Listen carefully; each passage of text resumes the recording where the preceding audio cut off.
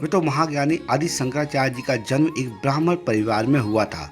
भारत देश के केरल राज्य के कल्हाड़ी नामक स्थान पर उनका जन्म हुआ था और वहाँ के लोगों का मानना है कि धन्य वो पावन भूमि जहाँ पर साक्षात भगवान शिव ने अवतार लिया है।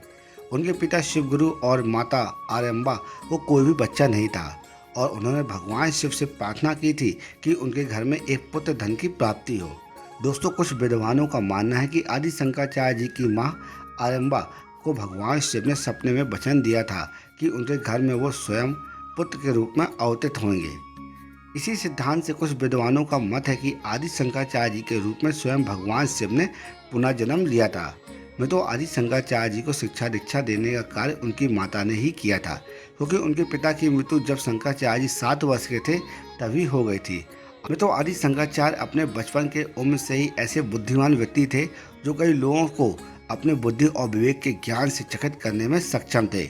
आदि शंकराचार्य जी की बचपन से ही इच्छा थी कि वे एक सन्यासी के रूप में अपने जीवन को व्यतीत करें, मगर उनकी माँ उनकी इच्छा के विरोध में थी।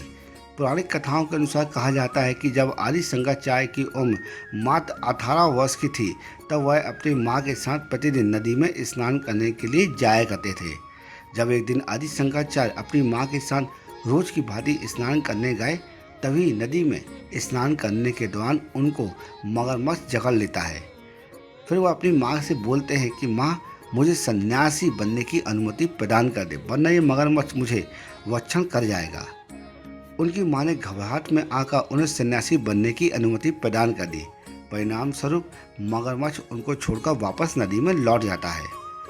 अपनी माँ द्वारा अनुमति मिलने के बाद वह अपने गृहस्थ जीवन को छोड़कर संन्यास जीवन धारण करके अपने गुरु की तलाश में अध्यात्म के ज्ञान की ओर अपनी यात्रा को शुरू कर देते हैं।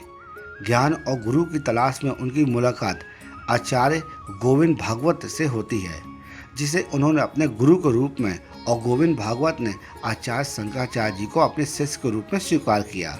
वे तो आइए जानते हैं आदि शंकराचार्य जी की मृत्यु कैसे हुई। दोस्तों, विद्वान बताते हैं कि जब आदि शंकराचार्य की उम्र 32 वर्ष की थी तब उन्होंने हिमालय में अपना सेवानिवृत्त किया और फिर वो केदारनाथ के पास एक गुफा में चले गए।